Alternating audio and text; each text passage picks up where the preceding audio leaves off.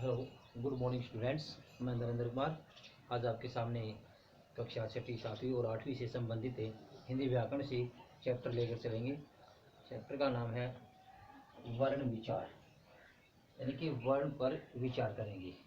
सबसे ये छोटी लघुत्तम इकाई होती है। हम इसके बारे में पहले इसका जो डेफिनेशन होती है उसके बारे में पढ़ेंगे। वर्ण क्या होता है? वह छोटी से छोटी ध्वनि जिसके खंड ना उसके, यानी कि टुकड़े ना उसके, उसे हम वर्ण कहते हैं। जैसे क, च, प, म इत्यादि। यानी कि इनसे अगर हम मात्रा हटा दें अक्षरों से तो हमारे वर्ण बच जाते हैं। प्यारे बच्चों, काफ़ी देखने को मिलता है कि कई किताबों में भी देखने को मिलता है और टीचर्स के द्वारा भी बताया जाता है कि वर्ण और अक्षर एक ही चीज़ होती है।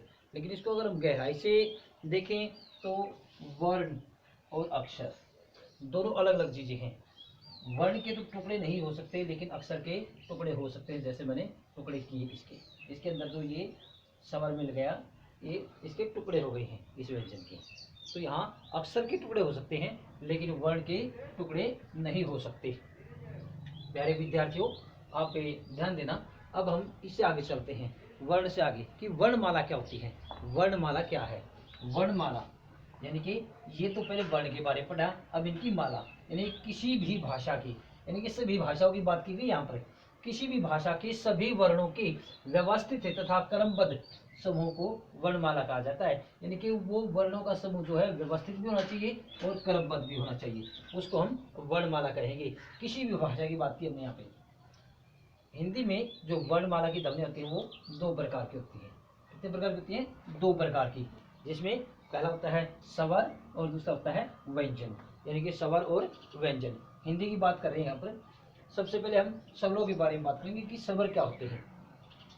जिन वर्णों के उच्चारण में मुख से वायु बिना किसी रुकावट के निकलती है, यानी कि सीधी निकल जाती है, जिसमें कोई रुकावट पैदा ना हो, उच्चारण करेंगे तो वो स्वर कहलाते हैं। और हिंदी में स्वरों की संख्या कुल मिलाकर 11 होती है। होती है कुल मिलाकर 11 होती है हिंदी में वर्णों की संख्या, स्वरों की संख्या यहाँ पर। अब व्यंजन की बात करें, जिन वर्णों के उच्चारण में फेफड़ों से उठी हुई हवा वो रुक कर मुंह से बाहर निकलती है, थोड़ा रुकती है उसके बाद मुंह से बाहर निकलती है, उसको हम व्यंजन कहते हैं। हिंदी में व्यंजन 33 होते हैं। हिंदी में व्यंजन 33 होते हैं तथा दो अन्य डेड है, को मिलाकर कुल 35 व्यंजन होते हैं। इसके अलावा 4 हमारे संयुक्त व्यंजन होते हैं।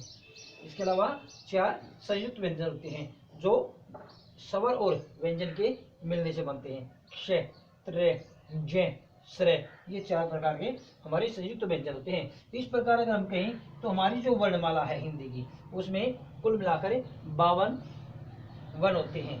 अब हम आगे पढ़ेंगे इससे आगे। नेक्स्ट प्यारे बच्चों, अब हमें स्वर के भेद देखेंगे। हमने पढ़ा स्वर और व्यंजन के बारे में। अब हम स्वर के कितने भेद होते हैं उसके बारे में हम विचार करेंगे। स्वर के 3 भेद होते हैं। जब हम उच्चारण करते हैं, उच्चारण के आधार पर हमारे, यानी कि बोलते हैं उसके आधार पर हमारे 3 भेद होते हैं। पहला होता है हर्ष और स्वर, इसके अंदर ये आधा रे, आधा रे पूरा हो जाएगा, ऊपर है आधा है हर्ष और स्वर। दीर्घ स्वर दूसरे नंबर पर, तीसरे नंबर होता है पुलुच स्वर। प्यारे विद्यार्थियों, अब एक एक को हम अलग अलग से परिभाषित करेंगे और इसके बारे में जानेंगे। हर्षव स्वर क्या होते हैं? जिन स्वरों के उच्चारण में लगभग एक मात्रा का यानी कि बहुत ही कम समय लगता है, उसको हम हर्षव स्वर कहते हैं। ये हमारे स्वरों में ए, ई, उ, री 4 होते हैं। ये हमारे 4 होते हैं हर्षव स्वर, इनकी संख्या 4 होगी। दीर्घ स्वर की बात करते हैं, जिन स्वरों के उच्चारण में हर्षव स्वरों से दुगना समय लगता है, हर्षव स्वरों से दुगना समय लगता है, वो हमारे दीर्घ स्वर कहलाते हैं। ये होते हैं हमारे आ, ई, उ, ए, ऐ, औ, औ, हमारे ओ, औ, ये हमारे 7 होते हैं। कितने होते हैं? ये हमारे कुल मिलाकर 7 होते हैं इनकी संख्या। अब बात करते हैं हम प्लुत स्वर की। प्लुत स्वर क्या होता है? यानी कि जिन स्वरों के उच्चारण में हर्षव स्वर से 3 गुना समय, कितना? 3 गुना समय लगता है, वो हमारे प्लुत स्वर कहलाते हैं। जैसे ओम। आजकल प्यारे बच्चों इसका प्रयोग बहुत ही कम होता है, प्लुत स्वर का बहुत ही कम प्रयोग होता है। आपको मैं बताना चाहूंगा इसके अलावा हमारे दो अंग और ए, ये दो अयोगवा होते हैं। दो क्या होते हैं? अयोगवा होते हैं। और ये स्वर और व्यंजन, स्वर और व्यंजन दोनों के मिलने से बनते हैं। मैंने इसका एग्जाम्पल भी दिया है, खोल के बताया आपको। अंग यानी कि ए प्लस ने, और ए प्लस है, यानी कि इसमें एह की आवाज आती है। प्यारे विद्यार्थियों, हमने अब स्वर के बारे में पढ़ा है, अब हम इससे आगे व्यंजन के बारे में पढ़ेंगे। प्यारे विद्यार्थियों, अब हमें व्यंजन को पढ़ेंगे। पहले हमने स्वर के बारे में पढ़ा था, अब हमें व्यंजन का विस्तार से वर्णन करेंगे कि व्यंजन क्या होता है। व्यंजन को मैंने जैसे परिभाषित पहले ही कर दिया था, अब इसकी भेद के बारे में, इसके रूप के बारे में हम जानेंगे। व्यंजन हमारी, जब हम कैसे स्टार्ट करते हैं, कैसे स्टार्ट करके मैं तक पहुँचते हैं हम, ये 5 वर्ग हो जाते हैं हमारी। के वर्ग, क्ष वर्ग, टे वर्ग, ते वर्ग और पे वर्ग, ये 5 वर्ग हो गई। इसकी टोटल संख्या 3 को हम सपर्श व्यंजन बोलते हैं। इन 5 वर्गों को मिला करके ये 25 होते हैं टोटल। 25 यानी कि 25 होते हैं। इनको हम सपर्श व्यंजन बोलते हैं। इसके बाद बात करें आगे, ये रे ले वे, ये 4 ये अंतस्थ व्यंजन होते हैं। ये कौन से होते हैं? अंतस्थ व्यंजन होते हैं। इसके बाद अगर हम नेक्स्ट 4 की बात करें, से है, ये हमारे ऊष्म व्यंजन होते हैं। इनकी संख्या भी हमारी 4 होती है। कितनी होती है? 4 होती है। अब हम इससे आगे संयुक्त व्यंजन के बारे में बात करेंगे। संयुक्त व्यंजन हमारे क्ष, त्र, ज, से, ये भी, इनकी संख्या भी 4 होती है हमारी। तो टोटल हमारे ये 12 हो गई। अगर हम इनके खंड के बारे में बात करें, ये बहुत ही इंपॉर्टेंट विषय है। हम प्रतियोगिता परीक्षा में देखते हैं, वहां पर इसका ज्यादातर प्रयोग पाया जाता है।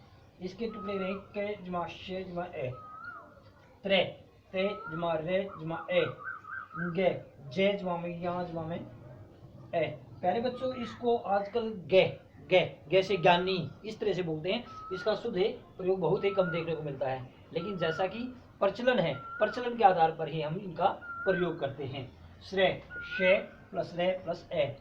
प्यारे विद्यार्थियों, इसके अलावा ये 2 संख्या द्विगुण व्यंजन करती है। द्विगुण यानी कि इसका दूसरा रूप है। हालांकि जब हम प्रारंभ करते हैं, प्रारंभ में कहीं पर भी इनका प्रयोग नहीं देखने को मिलेगा। इनसे अक्षर प्रारंभ हो सकते हैं, लेकिन इससे कोई भी अक्षर प्रारंभ नहीं होगा। इनका बीच में या अंत में ही प्रयोग किया जाता है द्विगुण व्यंजन का। इसके बाद द्वित्व व्यंजन की बात करते हैं। द्विगुण अलग है और द्वित्व अलग है। द्वित्व व्यंजन यानी कि जहां डबल प्रयोग हो जाएगा, जैसे लड्डू डे और डे, बिल्ली ले और ले, कुत्ता, इस तरह से काफी ऐसे हैं जिनका हम द्वित्व व्यंजन में प्रयोग करते हैं। इसके अलावा रे एक व्यंजन ऐसा है जिसको हम कई तरह से प्रयोग में लाते हैं। रे व्यंजन के प्रयोग, जैसे हमने से रे आधा, इसमें रे जो ऊपर चढ़ता है वो हाफ होता है और आगे बोला जाएगा। रे शॉर्ट, रे की ध्वनि बहुत ही कम आएगी, उच्चारण स्वर रहित होगी। इसमें पे यहाँ पर हाफ होगा और रे पूरा हो, तो ये नीचे होगा प्रेम, तो पे आधा बोला जाएगा और रे पूरा बोला जाएगा। इसके अंदर ट्रक, ये टे इसके अंदर ये आधा है और ये रे, ते आधा हो गया और रे इसके अंदर मात्रा, यानी कि रे पूरा आ गया, तो टर्क। ते और रे त्रिशूल। इसी तरह से शे और रे श्रम। तो इस तरह से रे के उच्चारण के प्रयोग देखने को मिलते हैं। प्यारे विद्यार्थियों, आशा करता हूँ आपने बड़े अच्छे तरीके से इस व्यंजन के चैप्टर को पढ़ा होगा। आगे हम गहराई से पढ़ेंगे। मिलते हैं अगले वीडियो में। धन्यवाद।